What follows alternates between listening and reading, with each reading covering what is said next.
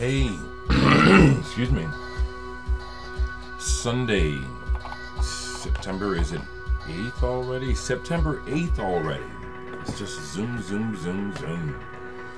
Sunday morning. I tried to make a video last night and I can't make videos at night, generally speaking. Too scattered. Once again, thanks for the feedback from the last video. I'm glad to know that there are many of you who don't mind just hearing me speak my mind, because yeah, things change, and what originally brought me here was music, but the social consciousness thing is as important to me as the music, and it's always been there, you know, always been there. So probably do a little bit of both. I need to catch up on the news today. I actually haven't seen the headlines yet today, but since I spoke to you, I have a couple of new records to show. One is a record that I pre-ordered, which I seldom do, but this is one that I knew I wanted when I found out that it was being reissued on vinyl, and that is Seafield Heat. And this is how it comes. It's just done really fantastic job by Medical Records, Modern Classical Recordings. It's a double album, 180 gram vinyl, beautiful gatefold, heavy cardboard, as you can see, slick. It's got a great full, almost full-sized booklet that tells their story, which I never knew. I only knew a little bit about the band. I love this album. It came out in '93. I got turned over into it in '94, and it was one of my favorite records to listen to while I was working and living in Japan for a summer. In '94, I lived there for 2 months with some friends and worked. Autechre and this band were big on the playlist. Beautiful blue marble vinyl. So it's playing in the background. I've got side 2 on, and this is one of my favorite sides. I've always liked the fact that the music is made. It sounds very electronic, but it's almost primarily guitars, drums, and bass using pedals to get these tones. It's fantastic, I think.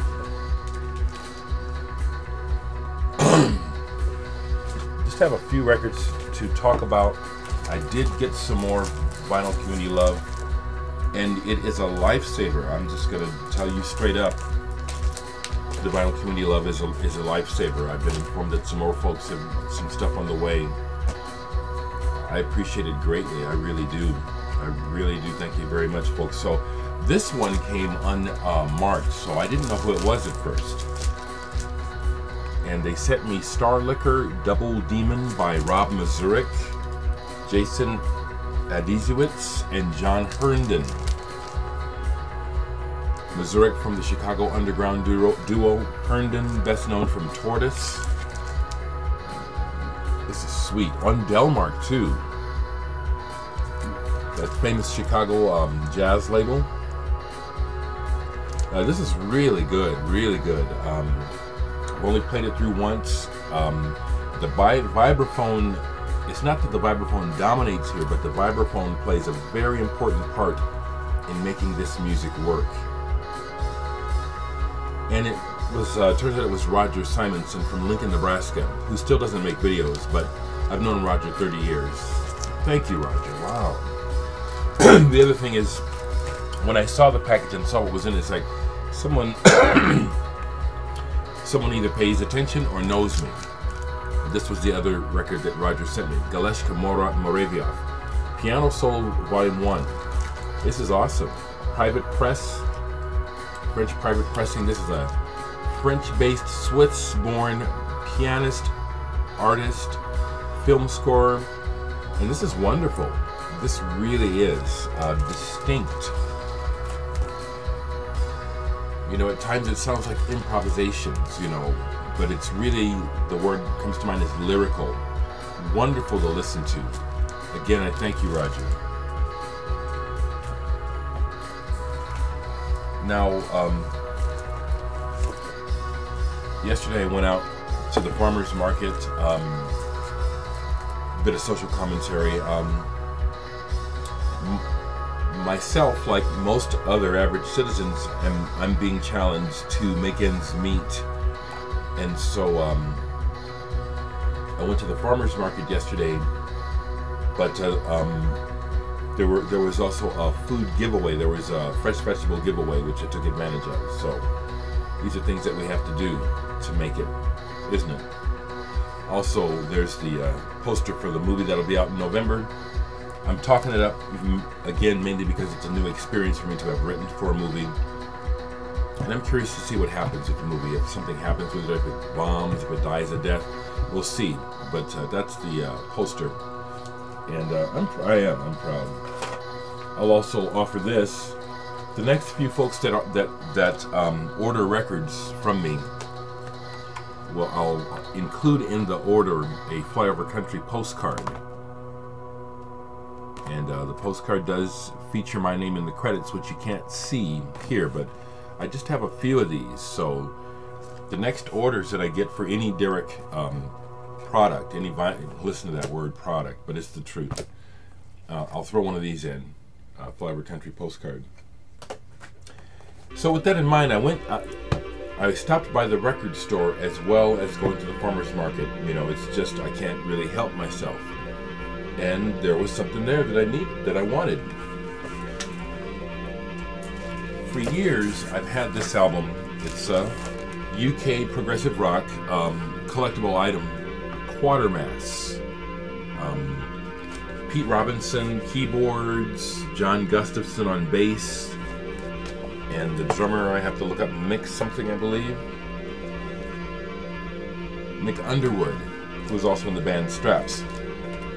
When I finally, let me just talk a little bit. When I was a little boy, there was a Musicland store in downtown Omaha that I could walk to. And they tolerated me because they would allow me to just browse for, it must have been an hour or more. Because what I would do is I'd come into the store and I would look at every record. I couldn't afford anything. But I was just fascinated. I was maybe 11, 12 years old. And this is one of the covers that I just never forget. And it was one that I used to go to. I get to that one section, I forget what it was. And it just intrigued me, you know. I just thought, this is so cool. It has to be good. I always wanted it. Found this maybe 20 years later, you know. I don't know how long I've had this, but it took me forever to finally find a copy that I could afford. Anyway, this was the second time I've been into Homer's in the last week. The first time I went there a few days ago, I saw this better used copy in the used, but they wanted 30 bucks for it, and right now 30 bucks is a lot of money. So when I went in yesterday and it was still there, I thought to myself, I really want this. I want an upgraded copy. And I'm working it out so that the store is going to allow me to bring this back in Monday when the used buyer is there, and I can get a trade-in value for that, my old copy. But this is in much better shape. Look at that. Hardly any ring wear, big cutout hole, big deal. But this is a Hypnosis cover, one of their. They've done a lot of famous covers, but this one I think is very iconic, very memorable. So when I saw a copy in much better shape, even at that price, seeing it there a second time, I said, it's going home with me. And there were a bunch of records in the store yesterday that I really wanted. They had a Gojira, the French metal band, however you say their name. They had one of their albums marked down. That's what I wanted to get at first. And that was what I had my heart set on, actually, until I saw this. I really like the band Gojira. I think that's how you say their name. Really good. But this is a good album. It's kind of hard rocking, but it's also progressive too. So I had to get that. Isn't this C feel just, I love it. It's hypnotic to me. Hypnotic. It just loops. And that's guitar. That's guitar what we're hearing. That's awesome. Some other records that are sitting out. This one is to play. I started to play it yesterday and it didn't hit me right, so I took it off. But Bobby Praveet, Pushing the Envelope. He's done a lot of work with John Zorn. It was actually playing a Butch Morris record yesterday, which I put away already, that led me to wanting to play some of this. The Butch Morris snatched my head off. Oh, it'd be too hard to find quickly, but Butch Morris, black composer, amazing. I also had this out vibing with people online recently about Beach House. I think this is Beach House's first album. Again, they have a new one which I can't afford, but I like Beach House. I saw them live. Liked them a lot. Here's one that I played 3 times since I pulled it because it's so fucking good. Michael Shreve with Steve Roach. And this is called The Leaving Time. This is generally classified under New Age or kind of a fusion. There's a couple tracks on here that I had to play 3 times. It was so good. Let me make sure before I say this. I think it's David Torn on guitar on this album is monster. And this is one that you might find cheaply, you know, because it did nothing when it came out. Michael Shreve was the original drummer for the band Santana. This is excellent. I've played some other music recently. I put it all away. Listened to some Jerry Mulligan recently.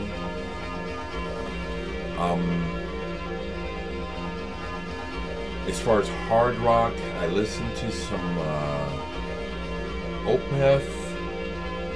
I listened to something pretty hard the other day, really enjoyable. But I've forgotten already. Something on my mind to get to is I want to refresh my memory on Corrosion of Conformity. So that's a band I really like. Sitting out is another piece of VCLT that I received from Singapore. New Order live.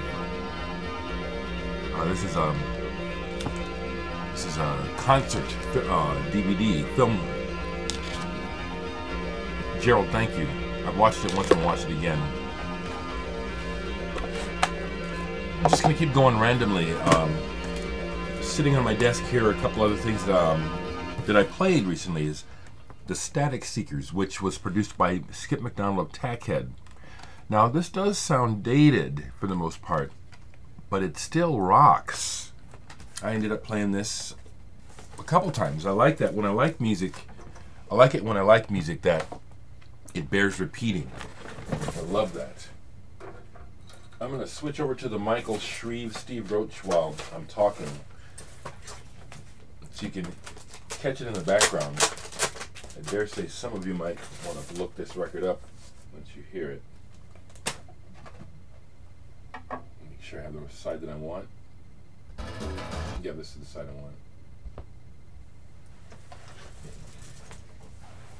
Oh, what else? Oh, I was talking a lot about the online recently, so I had this out. Burning Blue Soul. It actually originally came out under Matt Johnson's name. It's right here. That's why I can pull this. I know right where it is. Matt Johnson, Burning Blue Soul. This is uneven but fantastic. The part mostly this is fantastic. Just some of his best work still. Just imaginative. This is the original cover on 4AD. It's even the old flap over construction that a lot old UK EMI records used to be made like this all the time. I'm just gonna riff for a while, see what's on my mind.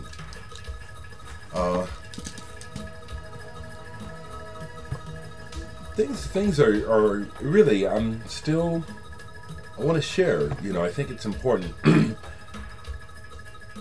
I have watched a few videos recently, folks, so don't give up on me, or rather I haven't given up. I just feel the need to say that because it is part of my nature. I care, but I fight feeling obligated. I don't like that feeling, but it's there. It always has been. But besides that, what's going on with me is things are good. You know, I am still not going to worry about hustling for money. Just, I don't know. I'm trusting. Tim Guthrie, like I may have mentioned recently, approached me about some original music for a documentary about a part of Africa. And so I wrote something and submitted it, and then it looked like they weren't going to use it because the main film person wanted something more organic sounding, which I told him in the first place, don't expect something African, you know, I'll come up with what I come up with. So it looked like they weren't going to use it, which meant I wouldn't get paid. And I got the message yesterday. We're using the music. We really like it. I want 2 more pieces. That's great because he has to pay me for 2 more pieces of music. Now he owes me for 3. This is how I can make it. I'm just not going to. At this point, I'm still fighting, focusing on how am I going to be making money. I want to continue to focus mostly on living and enjoying what I'm doing. That was why I was so miserable on my job, is because I was there, I was making money, but I felt empty and purposeless. Now, life is wonderful. It really is. Even on days when I'm experiencing depression, the way that I'm handling it is it's really working, you know. It's like, there it is. So what? Let me go about my business. Whereas if I were working, having to work would really bring me down. So it's made a difference, and I want to share that with you, that it's worth it. It could be scary. Like, for example, my friend Nick Fackler, who I was just at a private screening of a film last night that he's working on as editor. I like being asked to things like that. It's a good film, a documentary about executioners. It'll be out in the... Anyway, he is built a little different from me, and he is stressed all the time living as an artist because he's always worried about the money, you know, always behind. And I hate that when I'm behind too. But I'm at the age now where it's like, there used to be an honor for me in paying my bills on time, and I still pay them. But as I've found out who I'm paying the bills to, not completely, but you know, there's such a corrupt part of business that it means nothing to me to pay the bills now. It's like it's an obligation, and it makes me angry because I'm still paying for energy when there's renewable energy, and by now, in a just world, which we don't live in, I would be getting energy for free. But obviously, it's more important to some people, to make profit completely at the expense of the entire fucking planet. I'll never let this go because it's true. That's what my unrest is about, is that it's so blatant that a very small portion of the population has it their way, but at the expense of others. And it's engineered and manipulated because there is renewable energy. There is free energy. Every time someone comes up with something good, these people that don't want to lose their monopoly destroy it, confiscate it, hide it, whatever. That's fucked up, people. So, with all that in mind, I just keep hopping along, you know, and just enjoying, trying to enjoy life. There is no honor in paying the man or taxes. I mean, I'm really mad permanently because it appears that the Federal Reserve is illegal. It's not federal, and it's like we're getting shook down, including the government, and they're going along with it. You know, when I think about it, it's just like, good God Almighty. I want to add something about music that I just like to share this because it's my perspective. Not that I'm trying to persuade anyone. I just want someone to understand me. Because of my life experience, a lot of super popular music I associate with this imbalance, the imbalance of life. Like, for example, I can't stand hearing Jimmy Buffett. Once I knew about his connection to the Bohemian Grove and all that stuff.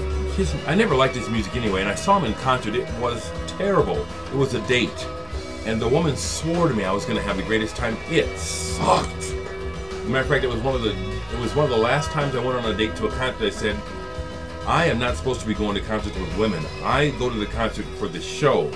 And the woman just enrages me because she's trying to get my attention during the show. That's not why I'm there. The Jimmy Buffett sucked.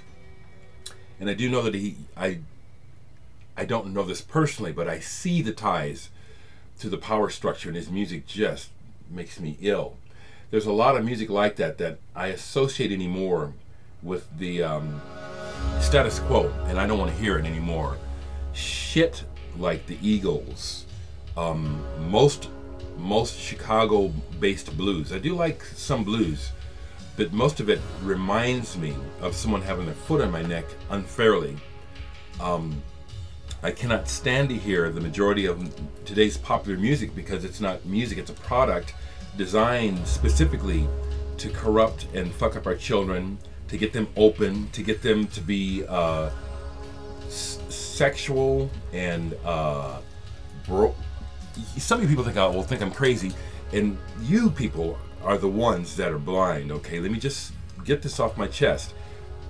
The manipulation of the mind by those that know what they're doing is so blatant and it works so well, that the people that dispute this don't realize that they're the ones. They got caught. They believe it, but the music, it reflects this brazen hedonism. It's not about love or nothing. And I know from experience, but I knew it even before experience, that the entertainment industry is rife with pedophiles. Okay, let's just get that straight. All right. So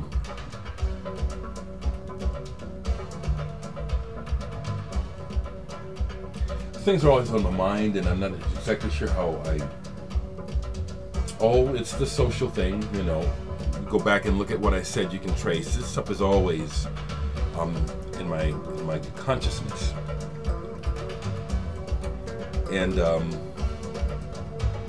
I forget how I got to that. I just woke up, but trace my thoughts. It's like it's always there, it has a lot to do with my stance, just how everything seems to be so engineered for the gain of a few. So much suffering so a few folks can have it. It's like, it really seems inhuman. I've said that before, but that's why I'm telling you folks, I ain't crazy. This stuff it really appears to be this way to me. Let me switch gears. What else? This is still that Michael Shreve, Steve Roach. Love this.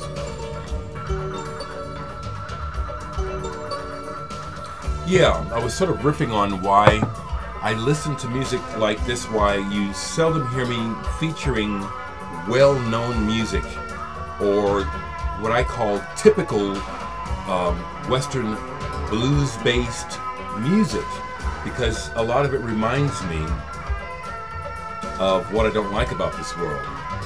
And my thought is, and also because of Clear Channel, which is nothing but a propaganda tool by the corporations that own them. This music, when you turn on the radio, when I turn on the radio here in America, I know what I'm going to hear no matter what station I put it on, because the playlists are this small.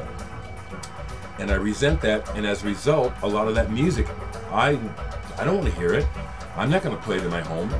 There's times when I have fits of nostalgia where I'll play old R&B and stuff like that. But I just want to really just say very clearly that it's not a stupid act of rebellion. I'm not going to listen to that. I'm really not attracted to it. I'm really an anomaly. I am not comforted by those sounds. I really, much of the music that people just love, I never want to hear again. And one of the records and movies that is really popular with America that I absolutely loathe, I'm just getting it off my chest, is Blues Brothers. God, I hate that music. I hate that music. I hate that movie. That's strong. Of course I don't really hate it. I'm making a point. Some of you folks will catch what I'm saying. You have to go deep to understand me. If you just react on a surface level or an emotional level, you're completely missing what I'm trying to say and where I'm coming from. But as a black man, I want to make this statement because every time I talk to people and start talking about music, that unspoken expectation always comes out. You right away, oh, you play jazz, oh, you play blues. That's a trick bag, you know what I'm saying? That it always reminds me that I'm not seen as just a man.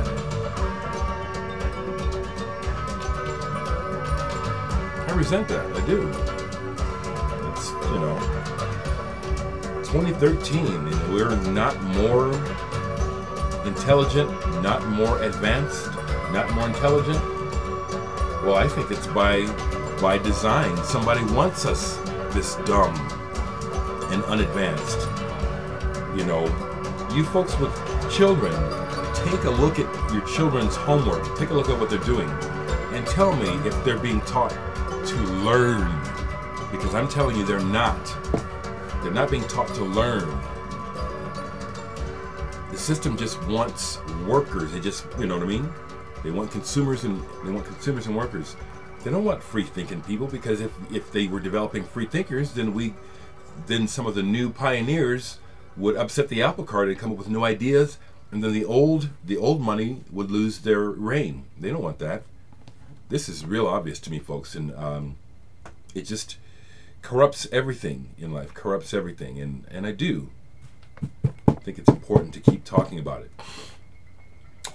Also, some of the comments that people left on my last video, where they say they watch primarily to hear me talk about this, and one man said, he said what I know is true, that Americans are so hard-pressed to make it that we don't even have time to care about the rest of the world, Syria much less. We're trying to eat, trying to keep the car running, trying to keep the roof over our heads, you know, and that just adds to fuels my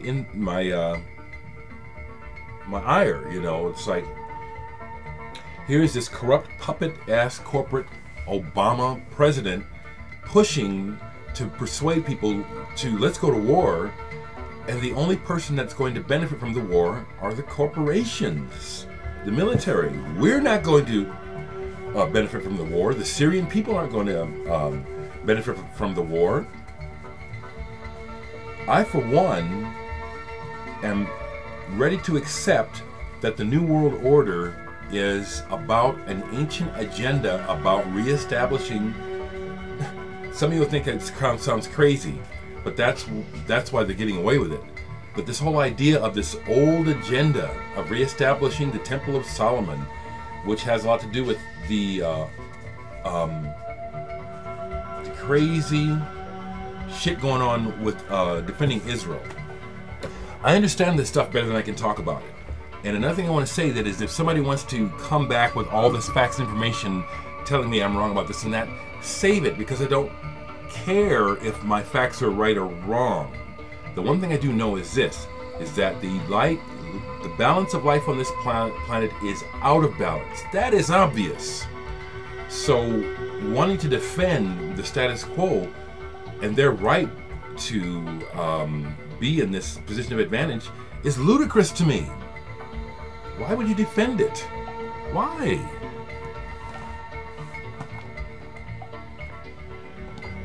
Be well, everybody.